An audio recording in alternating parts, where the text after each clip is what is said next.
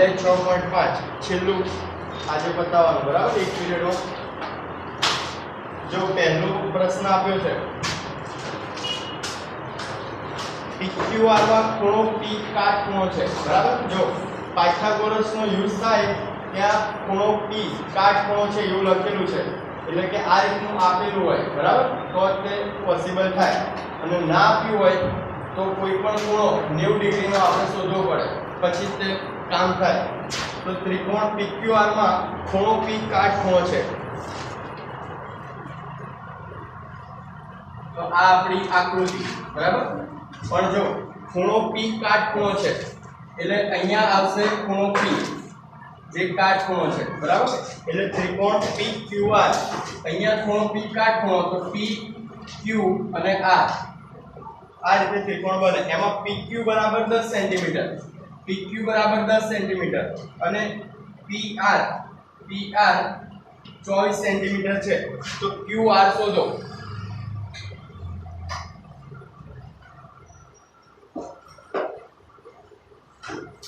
જો બે બાજુનું માપ આપી દીધું છે ત્રીજી બાજુનું માપ શોધવાનું બરાબર QR એટલે આ શું થશે જો અહીંયા કાટખૂણો આપ્યો છે તો સામેની બાજુ એટલે શું થાય કર્ણ બરાબર તો આપણી પાસે સૂત્ર શું છે કર્ણનો સ્ક્વેર એટલે RQ નો સ્ક્વેર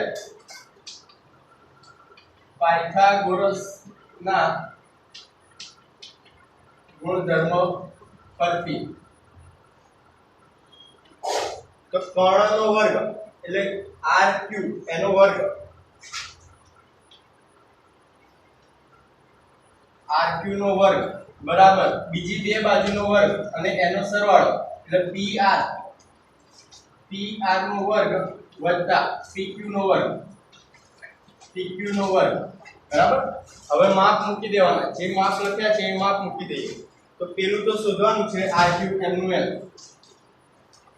બરાબર PR કેટલો છે 24 તો 24 નો વર્ગ કરો અને PQ એટલે 10 તો 10 નો વર્ગ કરો 24 નો વર્ગ જો વર્ગ શીખવાડ્યું છે આગળ આવેલું છે વર્ગ એટલે જો વર્ગ હોય 24 નો વર્ગ કીધો છે એનો મતલબ શું 24 ગુણ્યા 24 જે જવાબ મળે એ એનો વર્ગ કહેવાય 5 નો વર્ગ કીધું હોય તો 5 નો વર્ગ 5 ગુણ્યા 5 5 25 તો 5 નો વર્ગ 25 થાય બરાબર તો 24 નો વર્ગ અને 10 નો વર્ગ કરો એટલે 24 ગુણ્યા 24 અને 10 ગુણ્યા 10 એટલે 100 થશે 24 ગુણ્યા 24 કરો રફમાં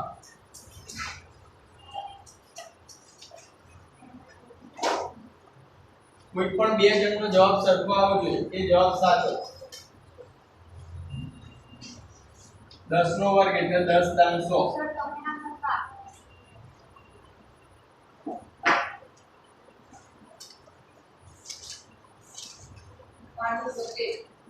576 બીજા ગણતરી ચાલુ રાખવાની કદાચ એને ભૂલ હોય તો આખું દાખલો ખોટો ના પડે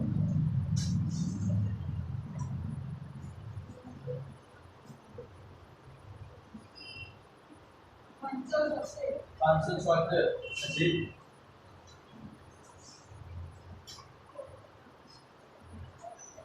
576 બરાબર 576 હવે જો RQ નો સ્ક્વેર બરાબર 576 10 નો વર્ગ એટલે 10 ગુણ્યા 10 10 દાન 100 બરાબર ડાયરેક્ટ લખ્યું છે 576 વત્તા 100 એટલે 676 હવે RQ M ના M વર્ગ કાઢીએ એટલે સામે વર્ગમૂળ થઈ જાય 676 નું વર્ગમૂળ શું આવે 676 નું વર્ગમૂળ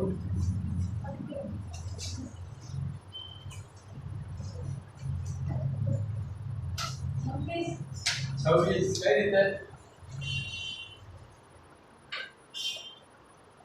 26 ગુણ્યા 26 કેટલા થયા 26 ગુણ્યા 26 જો RQ બરાબર 26 એટલે ત્રીજી બાજુનું માપ 26 બરાબર તમારે આવ્યું છે વર્ગમૂળ શોધવાનું એવું કે આગળ તો આ ચેપ્ટર કઈ રીતે કરી શકો તમે ઉપવાળાને મિસ્ટેક છે એ કહ્યું ને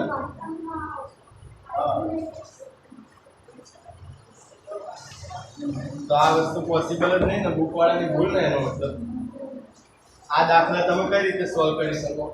તમને શીખ્યા નથી આગળ તો પછી, કારણ કે 7મા ધોરણમાં પણ આગળ નથી આવ્યું, 6ઠ્ઠા ધોરણમાં પણ નથી આવતું, બરાબર? આ ચેપ્ટર 8મા ધોરણમાં આવે છે, તો પહેલા આવું જોઈએ, પછી આ વસ્તુ પોસિબલ બને. જો 8મા ધોરણમાં આવે છે, આ શીખવા દો થોડું. 676 નું વર્ગમૂળ, બરાબર? બે અલગ અલગ રીતે પડી શકે, ભાગાકાર અને અવિભાજ્ય અવયવની રીતે પણ પડી શકે. તો ભાગાકાર નહીં ફાવે, અવિભાજ્ય અવયવ પાડીએ. વર્ગમૂળ કીધું છે આ રીતે, ગુસા અને લસા શોધતા હતા આપણે, બરાબર? ફટાફટ જવાબ આપજો. આ ધોરણ 8 માં આવે છે, પણ તમારે આવ્યું નથી એટલે હું સમજાવું છું. 6ઠ્ઠામાં આવતું હતું, ગુસા લસા આવતા હતા પણ વર્ગમૂળ કાઢતા નહોતું આવતું, બરાબર? એ 8મા ધોરણમાં આવે છે. જો 676 શું કરવાનું? પહેલા 2 વડે કેટલા ભાગ પડે બોલો? 676 ભાગ્યા 2.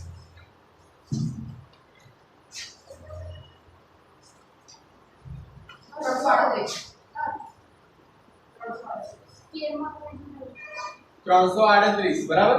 પછી 338 ના ભાગ પાડો 2 વડે.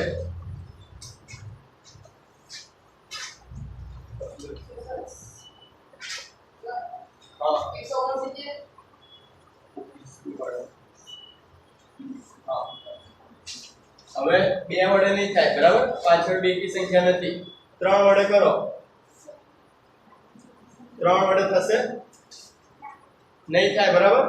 9 × 6 9 10 16 થાય છે. 3 વડે ભાગી ના શકાય 16 ને, એટલે 3 વડે ના થાય. પછી 5 વડે પણ 7 વડે ટ્રાય કરો. 169 ભાગ્યા 7. અવિભાજ્ય સંખ્યા લેવાની, એ તો ખબર છે ને અહીંયા.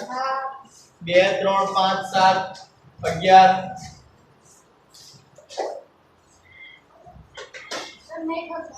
સાત વડે નહીં થતું, પછી 11 વડે કરો.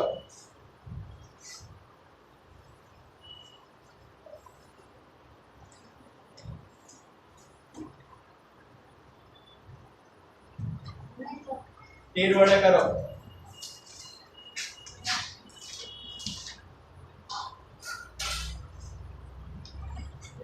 13 વડે થઈ જશે, બરાબર? 13 નો વર્ગ 169 થાય, 14 નો વર્ગ 196 થાય, બરાબર? 13 વડે થઈ જાય. પછી 13 71. તો જો વર્ગમૂળ ક્યારે થાય? તો જોડી બનતી હોય. જોડી બનતી હોય આ રીતે લખવાનું. આ રીતે લખીએ ને આપણે 2 × 2 13 × 13. જે અવયવ પડે એ આડા લખીએ. પછી જો જોડી બને છે, બરાબર? જોડી બનાવવાની એટલે 2 નો વર્ગ ગુણ્યા 13 નો વર્ગ. 13 નો વર્ગ આ અવિભાજ્ય અવયવ કોના માટે હતા? 676 માટે. 676 માટે, બરાબર? આટલા અવિભાજ્ય અવયવ મળ્યા. હવે બંને બાજુ વર્ગમૂળ, તો 676 બરાબર વર્ગમૂળ આવે એટલે વર્ગ નીકળી જાય. વર્ગમૂળ મૂકો એટલે વર્ગ નીકળી જાય. તો 2 × 13 તો 13 × 26, બરાબર? 676 નું વર્ગમૂળ શું આવ્યું? 26. 676 નું વર્ગમૂળ 26, બરાબર?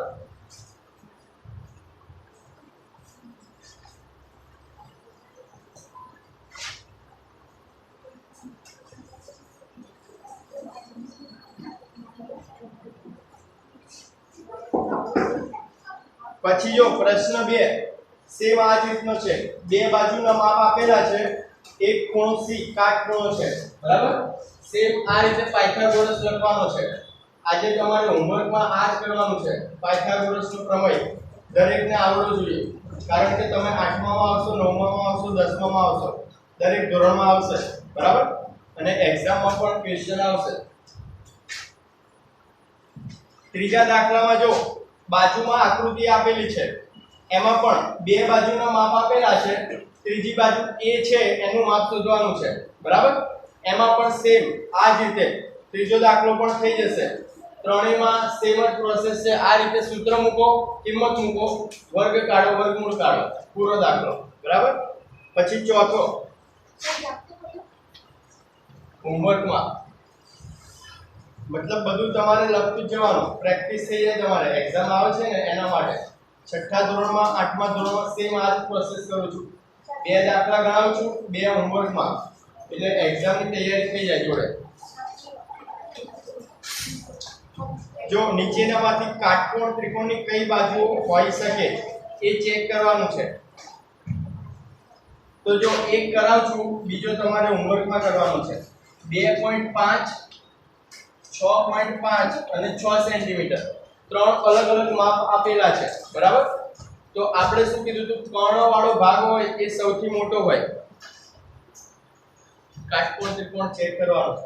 કર્ણવાળો ભાગ હોય એ સૌથી મોટો હોય, બરાબર. તો સૌથી મોટી બાજુ કઈ છે આમાં? 6.5. રફમાં આકૃતિ દોરવાની. આ કાટકોણ છે, આ કર્ણ છે, તો 6.5 અહીંયા આવશે, બરાબર. બીજી બે બાજુ ઉપર નીચે ગમે ત્યાં હોય ચાલે. 6 અહીંયા પણ લઈ શકો, 2.5 અહીંયા પણ લઈ શકો. હવે આપણું સૂત્ર શું હતું? આને નામ આપી દઈએ ABC. સૂત્ર શું હતું? કર્ણનો વર્ગ એટલે AC નો વર્ગ. AC નો વર્ગ બરાબર AB અને BC. AB નો વર્ગ વત્તા BC નો વર્ગ. આપણે ચેક કરવાનું છે કાટકોણ ત્રિકોણ થાય છે કે નહીં, બરાબર. તો જો AC નો સ્ક્વેર આ બે બાજુ માટે આપણે શોધીએ અને જો જવાબ આના બરાબર આવે તો એનો મતલબ સાચું છે, બરાબર. તો AC નો વર્ગ એમનો એમ રાખીએ. AB એટલે 6 સેન્ટીમીટર, 6 નો વર્ગ વત્તા BC એટલે 25, 25 નો વર્ગ. તો છાયું 36, 6 નો વર્ગ 36 અને 25 નો વર્ગ કેટલો થાય? 25 નથી 2.5 છે, બરાબર. 25 નો વર્ગ કરો અને પછી આપણે પોઈન્ટ મૂકી દઈએ. 25 નો વર્ગ શું થશે? 25 ગુણ્યા 25 કરો.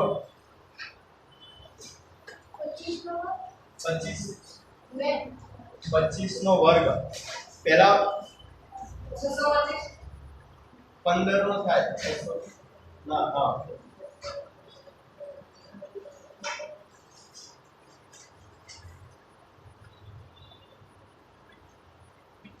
હા 625, બરાબર. 625 પોઈન્ટ કઈ રીતે મૂકવાના? પાછળ એક અંક છે તો વર્ગ કર્યો એમાં બે અંક થાય, બરાબર. એટલે 6.25 તો 36 વત્તા 6.25 કેટલા થાય? 36 ને 6 42.25. હવે AC નો વર્ગ, તો વર્ગ પેલી બાજુ AC બરાબર વર્ગમૂળમાં 42.25, વર્ગમૂળમાં 42.25. હવે જો AC એટલે આપણી પાસે શું હતું? 6.5, બરાબર. તો 6.5 નો વર્ગ કરી દો ને. 6.5 નો વર્ગ કેટલો થાય?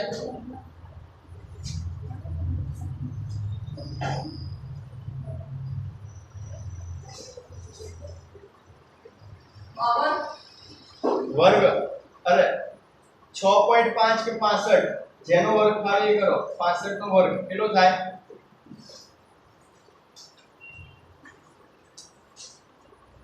65 ગુણ્યા 65 કરો તો પણ ખબર પડી જશે. જો અહીંયા આપણને પેલા વર્ગ કરી કાઢો. 130 ના થાય. જો AC કેટલો આપ્યો તો? 6.5 બરાબર આપણે આ મેળવ્યું 42.25 એટલે 6.5 નો વર્ગ 42.25 આવે તો આપણો જવાબ સાચો. 6.65 ગુણ્યા 65 કરો ગુણાકાર 4225, બરાબર.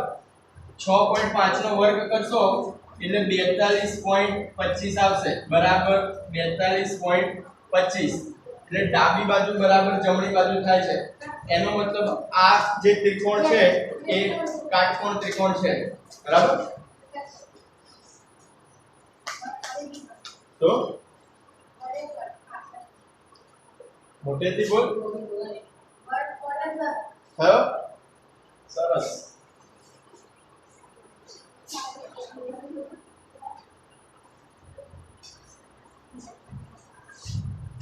બરાબર આ રીતે ચેક કરવાના. બીજા બે પણ ચેક કરવાના. સેમ આ જ રીતે રફમાં આકૃતિ દોરવાની. ત્રણ બાજુના માપ આપેલા છે. જે બાજુ મોટી હોય એને કર્ણ લેવાનો, બરાબર? સૌથી મોટું માપ હોય એને કર્ણ લેવાનો, બાકી બે ઉપર નીચે ગમે ત્યાં લખી શકો. અને આ રીતે ચેક કરવાનું પાયથાગોરસનો ગુણધર્મ. એક જ ગુણધર્મ છે, એમાં આખું સ્વાધ્યાય આપ્યું છે, પણ અલગ અલગ રીતે આપણને મજૂરી કરાવે, બરાબર? એવું કહેવાય ને?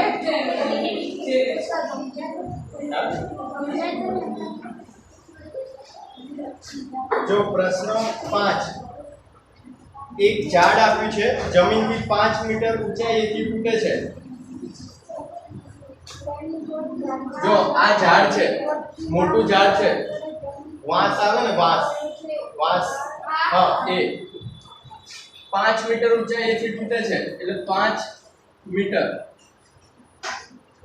શું કીધું છે? 5 મીટર ઊંચાઈએથી તૂટી પડે છે અને તેની ટોચ ઝાડના થડથી 12 મીટર અંતરે જમીનને અડે છે. જો આ ઝાડ છે તો આ એનું થડ થાય, બરાબર? હવે અહીંથી તૂટે છે, આટલો ભાગ 5 મીટર, સમજો અહીંયા, આટલો ભાગ 5 મીટર, આ થડ છે, તૂટે છે એટલે આમ હોય તો આમ નમી પડે છે, બરાબર? પણ એવું નથી કે અહીંથી છૂટું નહીં પડી, છૂટું નથી પડતું, ત્યાં જોઈન્ટ જ રહે છે અને આ રીતે જે આ ભાગ છે એ આમ નીચે પડી જાય છે, આ રીતે નીચે પડી જાય, સમજ્યા? ઉપરથી તૂટી ગયું, છૂટું નથી પડતું, પણ અહીંથી આમ, હા, બરાબર, આ રીતે થઈ જાય છે. અને શું કીધું છે કે જે ટોચ, એટલે આ ટોચ હતી ઝાડની, એમાં શું કીધું છે? ઝાડના થડથી 12 મીટર અંતરે જમીનને અડે છે, બરાબર? આ થડ છે ત્યાંથી આટલું અંતર કેટલું છે? આ ટોચનું ઝાડનું અંતર નથી, પણ જે ટોચ હતી ઝાડની ત્યાં સુધીનું અંતર, એટલે આ થડ અને આ ટોચ, તો આટલું અંતર 12 છે. આના પરથી આપણને શું ખબર પડે? ત્રિકોણ બન્યું, બરાબર? આ રીતનું ત્રિકોણ બન્યું. બે બાજુનું માપ આપેલું છે, ત્રીજી બાજુનું માપ શોધવાનું, બરાબર? ઝાડની મૂળ ઊંચાઈ શોધો.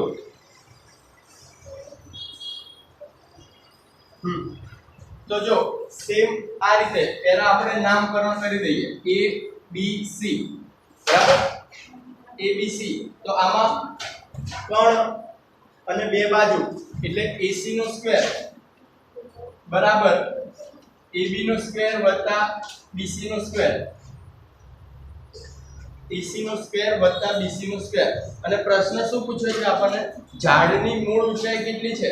એટલે કે આ 5 મીટર તો ખરું, અને આ જે અહીંથી આટલું હતું એ, એટલે આ માપ શોધે, એ જે માપ મળે એ વત્તા 5 મીટર, તો આખું ઝાડ બને, બરાબર? તો AC શોધવાનો છે, AC નો સ્ક્વેર, AB કેટલો છે? 5 મીટર, 5 નો સ્ક્વેર વત્તા BC એટલે 12 નો સ્ક્વેર.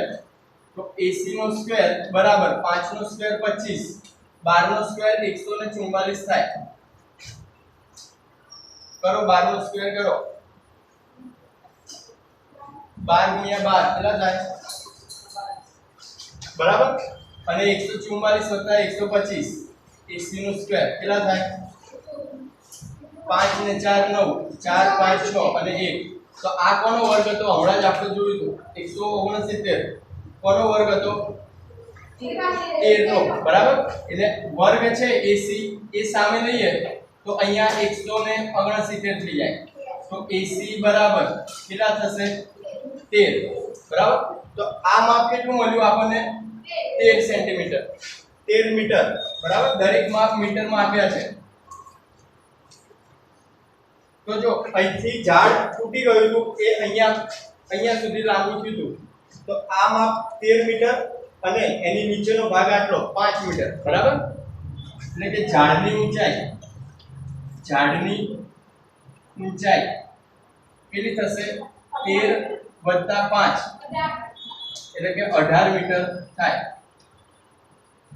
બરાબર? 18 મીટરનું ઝાડ હતું. દરેક વસ્તુમાં પાયથાગોરસનો પ્રમેય લાગે છે, ખાલી ફેરવે છે, બીજું કંઈ નહીં.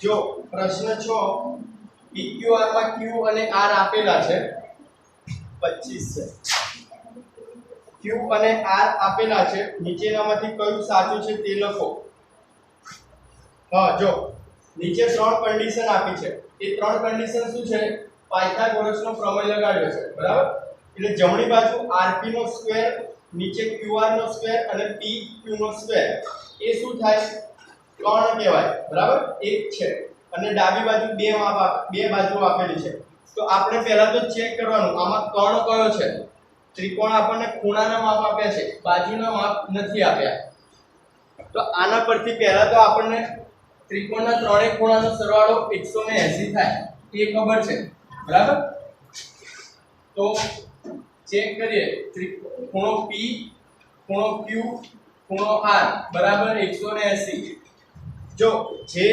ત્રિકોણમાં આપણને કાટકોણ ખૂણો ના આપ્યો હોય કાટકોણ ખૂણો હતો તો આપણને ખબર હતી એની સામે વાળો કર્ણ આવે બરાબર પણ આમાં કાટકોણ ખૂણો નથી આપ્યો તો પહેલા તો આપણે ચેક કરીએ કે આ કાટકોણ છે કે નહીં એટલે ખબર પડે આપણને કઈ બાજુ મોટી છે અને જો કાટકોણ ના હોય તો પણ આપણને ખબર પડી જોઈએ કારણ કે આપણો નિયમ શું હતો તો કે જે બાજુ ખૂણો મોટો હોય એની બાજુની સામેની બાજુ મોટી હોય બરાબર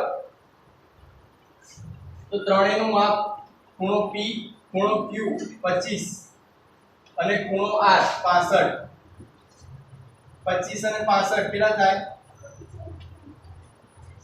25 અને 65 કેટલા થાય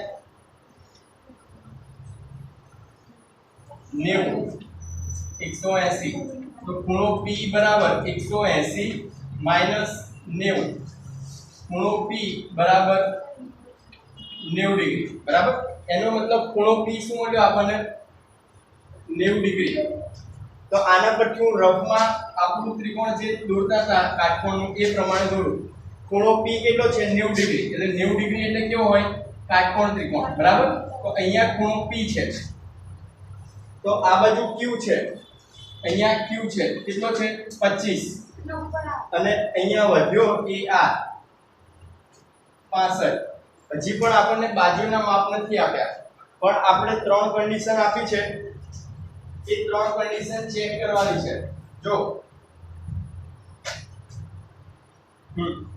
તો જો આ કાટકોણ છે તો એની સામેની બાજુ RQ એ શું થાય કર્ણ થાય બરાબર કાટકોણ છે એની સામેની બાજુ કઈ થાય જો આના પરથી પહેલા તો આપણે પાયથાગોરસનો પ્રમેય પાયથાગોરસનો ગુણધર્મ વાપરીએ તો કર્ણનો વર્ગ એટલે RQ નો વર્ગ બરાબર બીજી બે બાજુ RP નો વર્ગ વત્તા PQ નો વર્ગ આ રીતે મળે બરાબર તો આ વસ્તુ ત્રણમાંથી કયામાં આપી છે QR નો બીજા નંબરની જ આપી છે જો એટલે બીજા નંબરની જે કન્ડિશન આપી છે એ સાચી આવે બરાબર બાકી બે ખોટી થશે તો આ રીતે ચેક કરવાનું છે સેમ પાયથાગોરસ પ્રમેય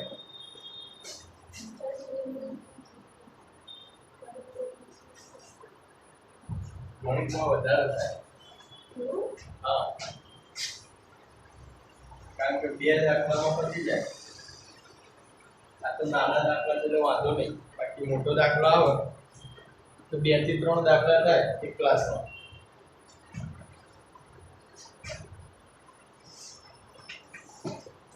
પ્રશ્ન 7 જેની બાજુની લંબાઈ 40 સેન્ટીમીટર અને વિકર્ણ 41 તો લંબચોરસની પરિમિતિ પહેલા લંબચોરસ દોરે એના બે વિકર્ણો હોય બરાબર 1 અને 2 જેની બાજુની લંબાઈ 40 સેન્ટીમીટર એક 40 સેન્ટીમીટર આપ્યું છે અને વિકર્ણની લંબાઈ 41 સેન્ટીમીટર હોય તેવા લંબચોરસની પરિમિતિ શોધો વિકર્ણ 41 આપ્યો છે એક જ વિકર્ણનું માપ આપ્યું છે એને અનુરૂપ 41 સેન્ટીમીટર તો જો આ શું બન્યું એક ત્રિકોણ હવે જો આપણને એવું કીધું છે લંબચોરસની પરિમિતિ શોધવાની છે અને એ જ રીતનો દાખલો નીચે 8મો છે બરાબર પરિમિતિ એટલે શું થાય? લંબચોરસનું પરિમિતિનું સૂત્ર શું થાય?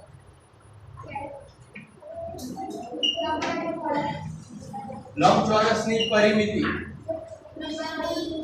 બરાબર 2 ગુણ્યા લંબાઈ વત્તા પહોળાઈ બરાબર 2 ગુણ્યા લંબાઈ કેટલી આપી છે 40 સેન્ટીમીટર વત્તા પહોળાઈ આપી નથી બરાબર પહોળાઈ આપી નથી પણ આપણને વિકર્ણનું માપ આપ્યું છે વિકર્ણ છે એનો મતલબ પાયથાગોરસ પ્રમેય યુઝ કરવાનો અહીંયા a b c અને d બરાબર a b c d તો પાયથાગોરસનો પ્રમેય bd નો સ્ક્વેર બરાબર ab નો સ્ક્વેર વત્તા ad નો સ્ક્વેર bd શું આપ્યું છે માપ 41 નો સ્ક્વેર 41 ગુણ્યા 41 કરો 41 નો સ્ક્વેર અને ab નું માપ 40 40 નો સ્ક્વેર 41 નો સ્ક્વેર કેટલો આવે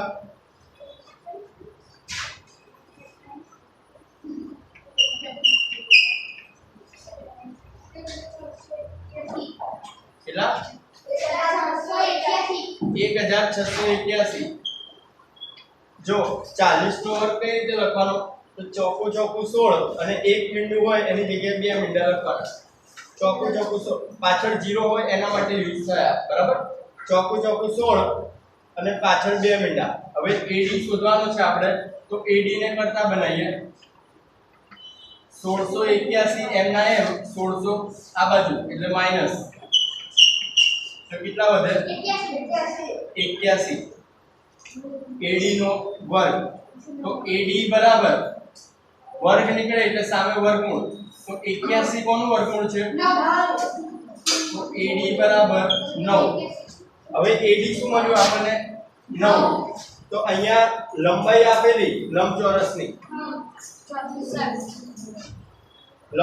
લંબાઈ આપેલી પહોળાઈ મળી ગઈ તો અહીંયા પહોળાઈ મૂકી દઈએ 9 તો 40 અને 9 કેટલા થાય 49 ગુણ્યા 2 કેટલા થાય 98 બરાબર તો આ શું મળ્યું લંબચોરસની પરિમિતિ બરાબર લંબચોરસની પરિમિતિ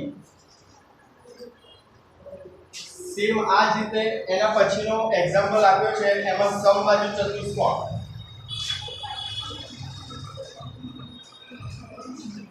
એ હોમવર્કમાં કરવાનો છે બરાબર આના પછી વાળો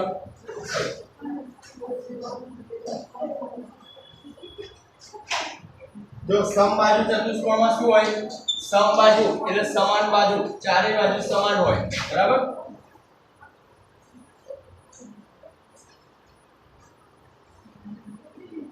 આ સમબાજુ ચતુષ્કોણ થોડુંક આગળ બાજુ એમાં વિકર્ણના માપ 16 અને 30 સેન્ટીમીટર આપેલા છે અને એની પરિમિતિ શોધવાની છે વિકર્ણના માપ આપેલા છે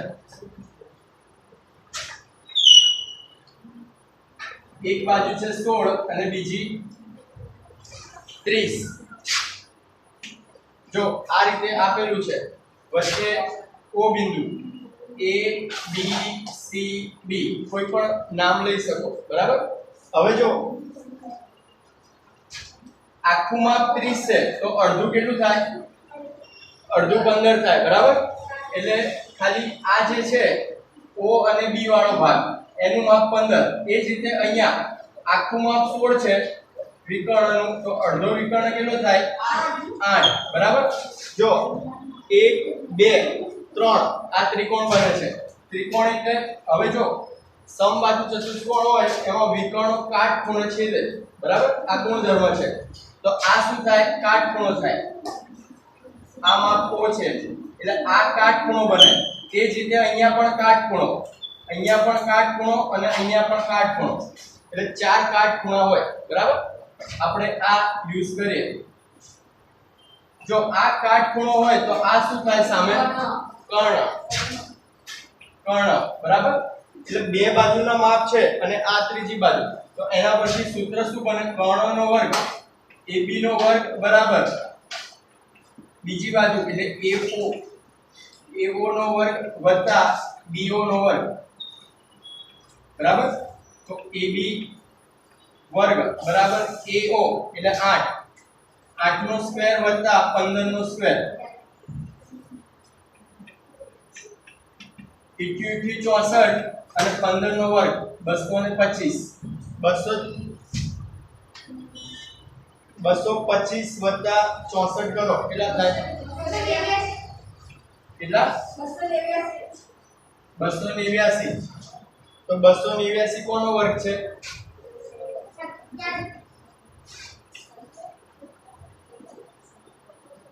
સામે જાય એટલે વર્ગમૂળ થઈ જાય બરાબર. 289 કોનો વર્ગ છે? 17. તો આ બાજુનું માપ શું આવે? કર્ણની જગ્યાએ 17. હવે સમબાજુ ચતુષ્કોણ ચારે બાજુ સરખી હોય એની પરિમિતિ શું આવે? તો સમબાજુ ચતુષ્કોણ પરિમિતિ એટલે 4 ગુણ્યા લંબાઈ બરાબર. લંબાઈ લઈ લઈએ આપણે તો 4 ગુણ્યા લંબાઈ કેટલી મળી? 17. તો 17 ચોક 68 બરાબર. તો આ સમબાજુ ચતુષ્કોણની પરિમિતિ.